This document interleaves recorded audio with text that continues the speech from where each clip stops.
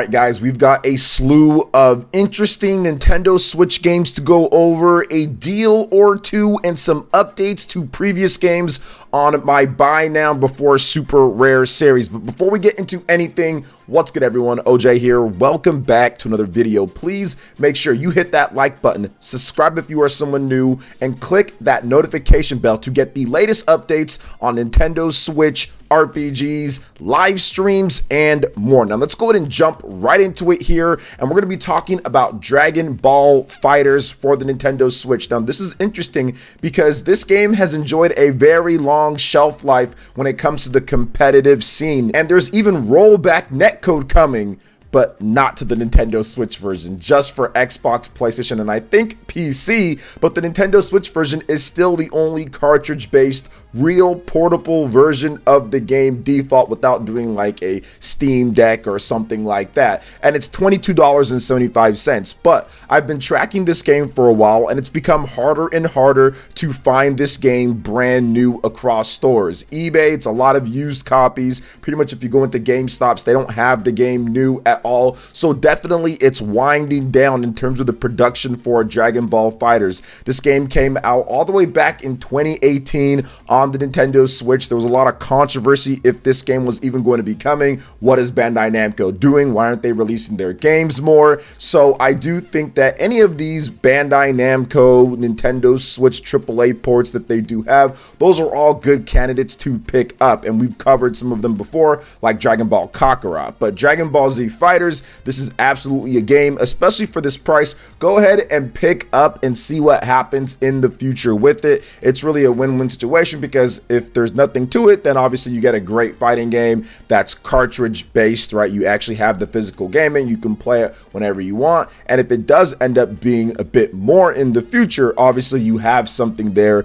as well. There's pretty interesting things when it comes to Dragon Ball Z cartridge based games and how rare they get in the future, especially with Nintendo systems. There is a history there. So Dragon Ball FighterZ, $22.75 on Amazon right now. Check it out if you haven't already picked it up. Next up, we've got Crisis Core Final Fantasy VII Reunion, and I think that I've covered this before, but I wanted to talk about it because there's some interesting things happening with this game. It's on sale quite a bit. You're actually able to find it for $20-something, $30, and I think that as time goes on, Crisis Core might become a bit more rare in the future. I've seen prices on this fluctuate. Usually around this point with this game, you would see it for 20 bucks.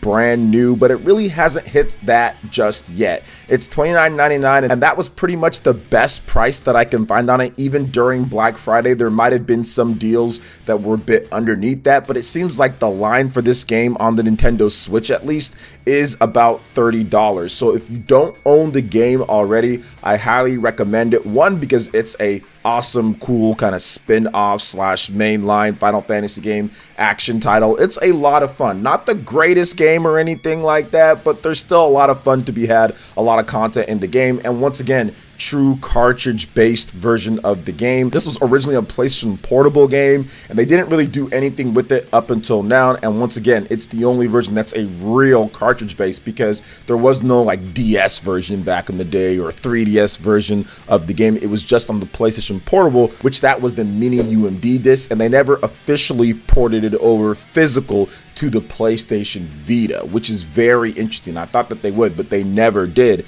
So once again, Crisis Core, Final Fantasy game, obviously history with cartridge-based Final Fantasy games, Nintendo platforms, also becoming rare in the future, and just Final Fantasy games in general, some of them cartridge-based from the past. So Crisis Core, Final Fantasy VII Reunion wouldn't be a bad game to pick up. Even if you don't want to get it at $29.99 right now, might want to wait a little bit, get it when it's like $25 or $20. I think it can be very much like a Trials of Mana situation where that game's been fluctuating and hasn't really hit the $20 price point even though it's a number of years old at this point. So we'll see what happens in the future with the game. Next up is a game that I know that we've never covered before, and that is Baldo, the Guardian Owls 3 Fairies Edition. Now, this game has a very interesting past because it was originally revealed, I think, at a Nintendo Indie Direct a number of years ago, and people were looking forward to it. Kind of had like a Nino Kuni, Studio Ghibli type of vibe to it. Looked like it was a pretty cool, like Zelda style game,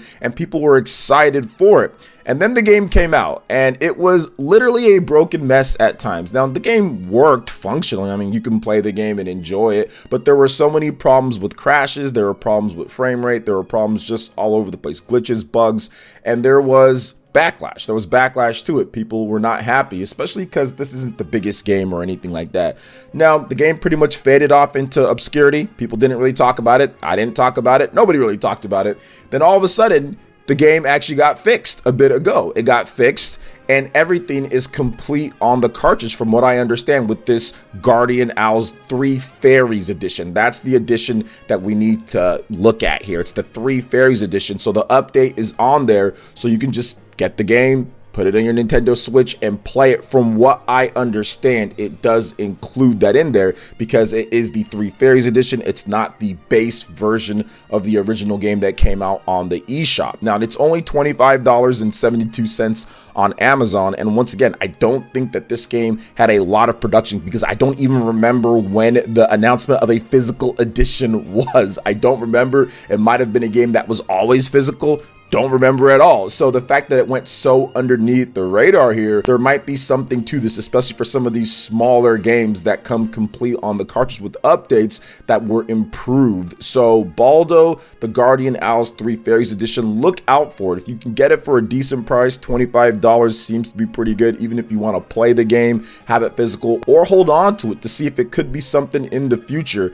Definitely check that out. Okay, the next game up is Process of Elimination. This is a NIS America game. Very interesting title. There is a demo on the Nintendo Switch eShop, but the version that we're looking at here is the Process of Elimination Deluxe Edition, and this is $48.87 on Amazon, and it's a title that's very much like Danganronpa in terms of the setup. Essentially, you're a student named Wato Hojo, and he finds himself among a group of talented other detectives that must take part in this mysterious investigation to stop a prolific serial killer that hides amongst the ranks. So you have all these other really smart people around you, and you're all detectives, but one of them is the whodunit. That's the person that's going around doing all of these deeds, and you need to be able to solve that before you are eliminated, which is the name of the game, Process of Elimination. Now, this title is $39.99 digital on the Switch eShop. Now, I found this game very interesting. NIS America, once again,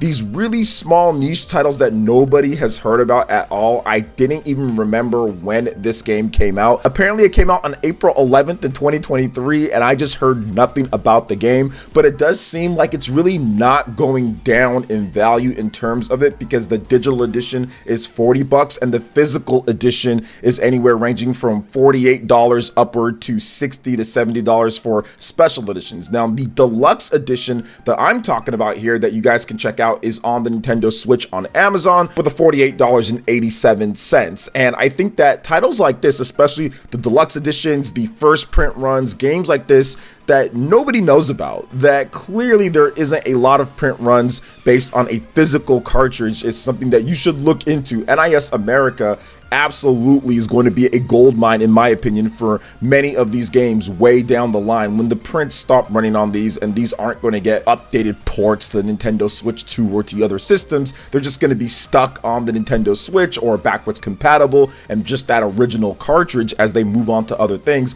That's when I think that these games can become really rare, especially these ones that no one knows about. So it's interesting because this game has quite a number of different features and things that you can do, and if you're into detective murder mysteries or Ace Attorney or Danganronpa or games like that, it definitely seems like it's trying to play off of that. It's a visual novel slash board and puzzle game where you're going to be solving puzzles and clues. So if you're into all of that, then this might be a game to check out on the Nintendo Switch, Process of Elimination Deluxe Edition. Now let's go ahead and move on to the next game. The title is called Hero Must Die Again. Now, I never knew about the developers of this game, which I'll have on the screen for you guys. I have no idea about them. Apparently, Nippon Ichi Software was involved with some of the localization and everything, but this game I never heard about. So essentially, the hero in this game that you're playing as is defeated by the demon Guile. No, not that Guile, but just the demon named Guile. And he lost his life in the process. Now, he's given 5 more days by a higher power to put his affairs in order and guide him to the best possible funeral. Very depressing, right?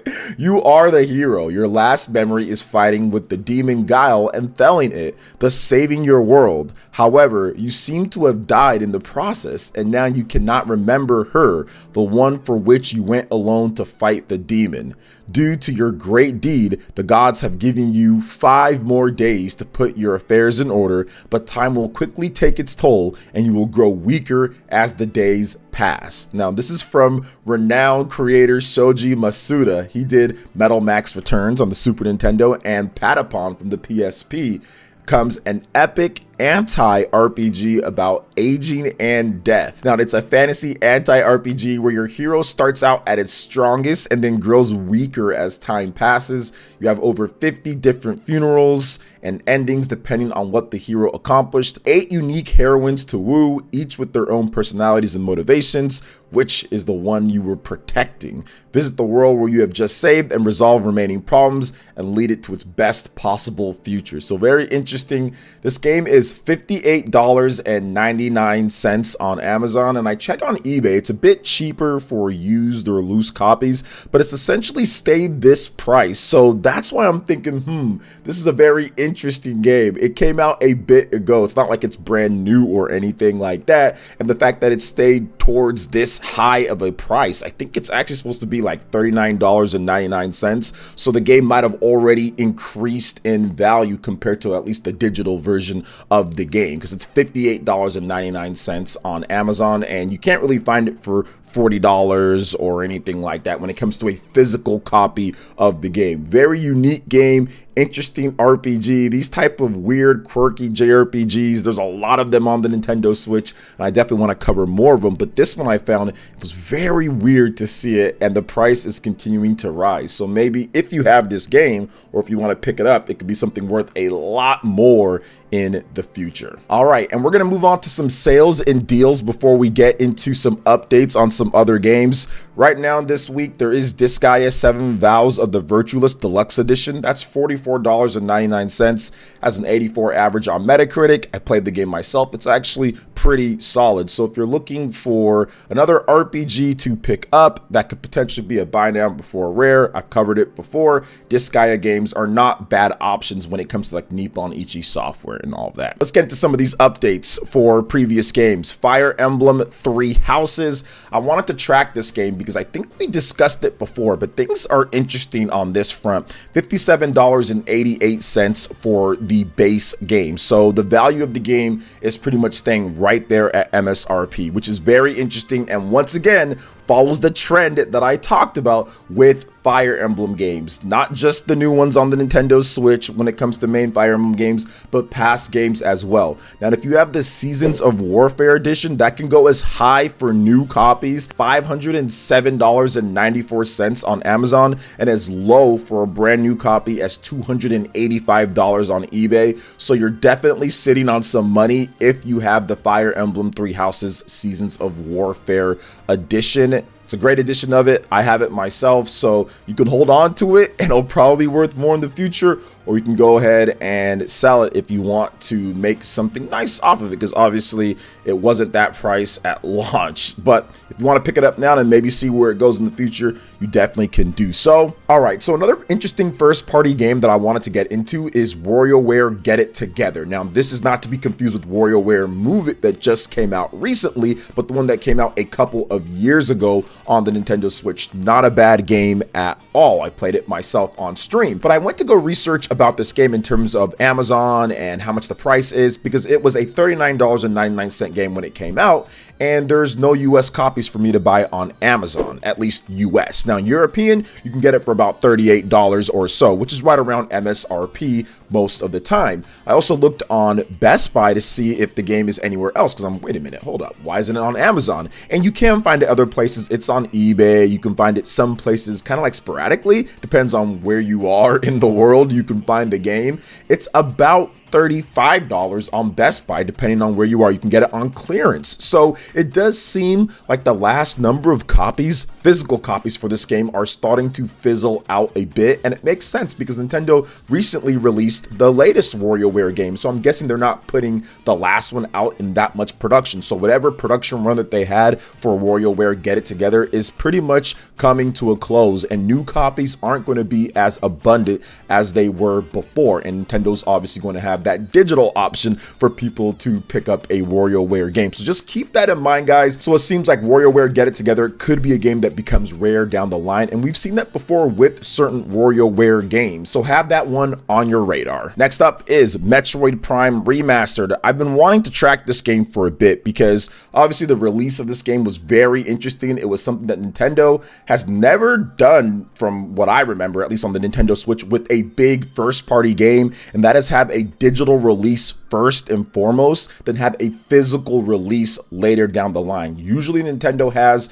their physical and digital releases right then and there for big first party games, but that was not the case here with Metroid Prime. It was a surprise announcement at a Nintendo Direct early in the year, and they said you can download it right now, and then the physical version came later, and there was some sellouts and there was some issues because Nintendo didn't ship many copies of it, but it seems to have stabilized at this point, and I don't think it's really going to budge from that $39, which is exactly where it's at right now on Amazon. $39. I don't think you're going to be able to get it for much less outside of some special Black Friday deals or some special deals like QVC, some type of weird coupon codes or something like that. So I would say this, absolutely pick up Metroid Prime Remastered. Nintendo isn't making a ton of copies of them, and I don't think they're going to be around 10 years from now or 7 years from now. There's not going to be a bunch of copies floating around there. So absolutely Metroid Prime Remastered is a game to look at to make sure that you have a physical version of the game. Everything's complete on cartridge too. Everything's complete. I don't think there was many updates. There might have been, but the game was pretty much fine right then and there